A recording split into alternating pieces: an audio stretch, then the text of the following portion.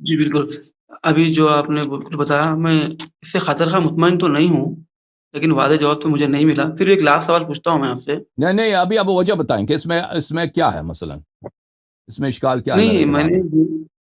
جی، کیونکہ میں نے سوال یہ کیا کہ اگر ابوبکر، عثمان، عمر، اگر یہ لوگ ذریعے بھی غلطی کرتے تو کیا یہ لوگ پروفٹ کے ساتھ دفن ہونے کی جرت کر سکتے تھے، یا پروفٹ تو یا ہاں اللہ اس کو برداشت کر ہاں، سکتے تھا؟ دفن کی بات کر وہ رہے ہیں پوچھ آپ رہا نے؟ ہوں، دیکھیں، بس وہی پوچھ رہا ہوں میں عثمان آپ تو سے۔ نبی کریم صلی اللہ علیہ وسلم کے ساتھ مدفون نہیں ہے، عثمان تو یہودیوں کے قبرستان میں مدفون ہے۔ ہاں، مجھے معلوم ہے، وہ مجھے ہاں، معلوم ہے، وہ مجھے عثمان تو معلوم ہے۔ وہ ابو بکر اور عمر کہاں پہ مدفون ہے؟ نبی کریم صلی اللہ علیہ وسلم کے حجرے میں اس کے ساتھ مدفون ہے، ٹھیک ہے نا؟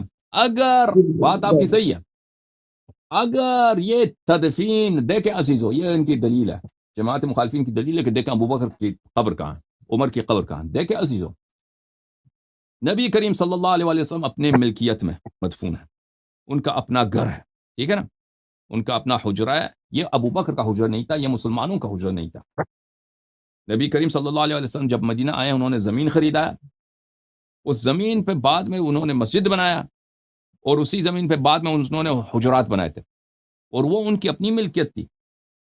جب شادی کرتے تھے کسی عورت سے، وہ اس سے پیسے لے کے اس کے لیے گھر نہیں بناتے تھے، نبی کریم صلی اللہ علیہ وسلم اپنے پیسے سے انہوں نے گھر بنایا۔ گھر مختصر تھے، کوئی شاہانہ محل نہیں تھے، مختصر تھے، لیکن یہ ملکیت ہے پیغمبر صلی اللہ علیہ وسلم۔ اچھا، نبی کریم صلی اللہ علیہ وسلم دنیا سے گئے ہیں، یہ ملکیت کس کی ہے؟ ٹھیک ہے نا؟ ہمارا عقیدہ ہے، قرآن کا فرمان ہے کہ جو بھی شخص مرتا ہے اس کی میراث اس کی اولاد کو ملتی ہے۔ عورت کو 1/8واں حصہ ملے گا، وائف کو۔ نبی کریم صلی اللہ علیہ وسلم کی 9 وائفس ہیں، 9 زوجات ہیں، تو 1/8واں کو ایک 1/8ویں کو 9 حصوں میں تقسیم کریں گے، ہر زوجے کو ملے گا۔ لیکن اس کے باوجود ازواج کو، شیعہ اور سنی میں یہی ہے کہ ازواج کو جائیداد سے کچھ نہیں ملتا۔ ایک شخص مرتا ہے، اس کا مکان ہے، مثلا مکان اس کے بیٹوں کو، اس کے بیٹیوں کو جائیں گے، اس کے اولاد کو جائیں گے، اور اس کی زوجہ کو، اس کی وائف کو اس مکان کی قیمت، اولاد کو اس مکان کی قیمت میں سے 1/8واں زوجہ کو دینا ہوگا، کیونکہ اس کو جائیداد نہیں مل سکتا زوجہ کو۔ تو نبی کریم صلی اللہ علیہ وسلم اپنے جائیداد میں مدفون ہے۔ قرآن کا حکم ہے کہ ان کی جو جائیداد ہے ان کی اولاد کو جائے، اولاد تو ایک ہی بیٹی ہے بس، تو اور نہ ان کا نہ کوئی بھائی ہے، کچھ بھی نہیں ہے، ماں باپ بھی پہلے سے دنیا سے جا چکے ہیں، تو سب یہ ملکیت کس کی بن گئی؟ زہرا سلام اللہ علیہ کی۔ اچھا، ابو بکر نے روایت نقل کی کہ یہ تو سب صدقہ بن جاتا ہے، ٹھیک ہے نا؟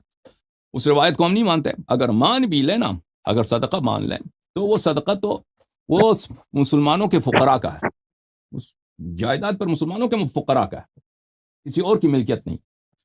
تو نبی کریم صلی اللہ علیہ وآلہ وسلم وہاں پہ مدفون ہیں، یا تو یہ زہرا سلام اللہ علیہا کی ملکیت ہے، یہ مکان جو قرآن کا حکم ہے، یوصیکم اللہ فی اولادکم للذکر مثل حظ الانثیین، قرآن نے کوئی استثناء نہیں کی۔ قرآن نے فرمایا کہ اللہ تعالیٰ حکم دیتا ہے کہ اپنی اولاد کا حق میراث سے محروم نہ رکھنا، ان کو، ذکر کو، بیٹے کو، بیٹی 2 گنا حصہ ملتے ہیں، تو یہ تو اسلام کا حکم ہے، ٹھیک ہے نا؟ یہ زہرا کا حق ہے۔ ابو بکر عمر وہاں پہ مدفون ہے، یہ کوئی انہوں نے نہ پیغمبر صلی اللہ علیہ وسلم سے اجازت لی ہے کہ ہم آپ کے مکان میں دفن ہونا چاہتے ہیں، ٹھیک ہے نا؟ نہ ان کے وارث سے، زہرا سلام اللہ علیہ سے، یا زہرا کے وارثین میں سے ان کے 2 بیٹے ہیں، امام حسن، امام حسین علیہ السلام، ان سے کسی سے اجازت نہیں لی، ٹھیک ہے نا؟ اگر لوگ کہیں کہ یہ عائشہ کی ملکیت ہے، عائشہ کی ملکیت کب سے بنی ہے؟ میراث سے بنی ہے، میراث سے تو بن نہیں سکتی، اگر میراث کی بات ہے تو یہ تو زہرا کی میراث ہے سلام اللہ علیہ۔ اگر کہتے ہیں یہ عائشہ کی ملکیت، اس لیے کہ نبی کریم صلی اللہ علیہ وسلم کے زمانے میں اس مکان میں رہتی تھی، مکان میں رہنے سے عورت مکان کا مالک نہیں بن جاتی، سمجھ میں آئی نا بات آپ کو؟ اگر مکان آپ کا ہے، آپ کی وائف وہاں پہ رہتی ہے، وہ مالک نہیں بنتی اس کی، بات صحیح ہے نہیں ہے؟ نہیں، میں آپ کی بات سمجھ گیا، لیکن مالک اور مالک قیادت کی بات پیغمبر نہیں کر ہیں، رہا ہوں میں۔ نہیں، تو میں یہاں مالک قیادت کی بات نہیں کر رہا تو ہوں، ابو بکر اور عمر سمجھ کو، رہا ہوں۔ دیکھیں ابو بکر عمر کو وہاں پہ دفن کیا کس جواز کے ساتھ؟ اگر کوئی نہیں، میں وہ حدیث بھی نہیں ہے بول کہ رہا ہوں۔ پیغمبر صلی اللہ علیہ وسلم نے وصیت کیا کہ میرے ساتھ ان کو دفن کرو، یہ تو کوئی حدیث ہے نہیں، دکھاؤ ہمیں۔ اگر نہیں، میں یہ بھی نہیں ملکیت بول ہے، اگر یہ ملکیت ہے زہرا سلام اللہ علیہا کی، تو ان کی رضا یا ان کے ورثاء کی رضا میں دکھاؤ، کوئی نہیں ہے۔ اگر یہ صدقہ ہے تو یہ مسلمانوں، سب مسلمانوں کا حصہ ہے، تو کس کی اجازت سے وہاں پہ دفن ہے؟ اگر کہتے ہیں کہ یہ عائشہ کی ملکیت ہے، یہ عائشہ کی ملکیت کس طرح سے بنی ہے؟ میرا میراث کے لحاظ سے تو بن ہی نہیں سکتی کسی وجہ سے بھی، چاہے شیعہ ہو، شیعہ فقہ سے لے لیں، مخالفین کے فقہ سے لے لیں۔ اگر کہتے ہیں کہ نبی کریم صلی اللہ علیہ وسلم نے اپنے حیات میں عائشہ کو تملیک کیا ہے، یعنی بخشا ہے کہ یہ مکان آپ کا ہے، وہ حدیث میں دکھائیں، وہ حدیث میں دکھائیں۔ میں یہ بھائی جس طرح انہوں نے قبضہ کیا ہے نا، جس چیز کو آپ فضیلت قرار دیں، اس کی چوری کی دلیل ہے، ان کی سرقت کی دلیل ہے۔ انہوں نے ہر چیز پہ قبضہ کیا ہے، مل کے پیغمبر صلی اللہ علیہ وسلم پہ بھی قبضہ کیا ہے۔ تو اب ہمیں بتائیں کہ ان کی جواز کیا ہے، کس وجہ سے؟ میں مثلا کسی مردہ کو لاتا ہوں آپ کے گھر پہ دفن کرنے کے لیے، ٹھیک ہے نا، کوئی جواز تو نہیں چاہیے، آپ کی رضا ہو، آپ کوئی سرٹیفکیٹ دے دیں، کوئی رضا دے دیں۔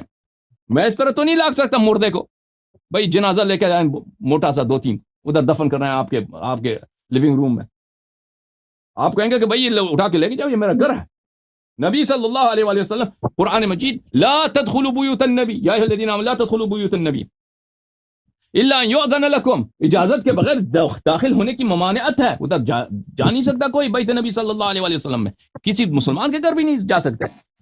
لیکن پیغمبر صلی اللہ علیہ وسلم کے گھر کے متعلق تو خاص آیت ہے کہ نہیں جا سکتے، تو انہوں نے جانے سے کیا مردہ دفن کیا، اور پھر کہتے ہیں یہ فضیلت ہے۔ سبحان اللہ، سبحان اللہ۔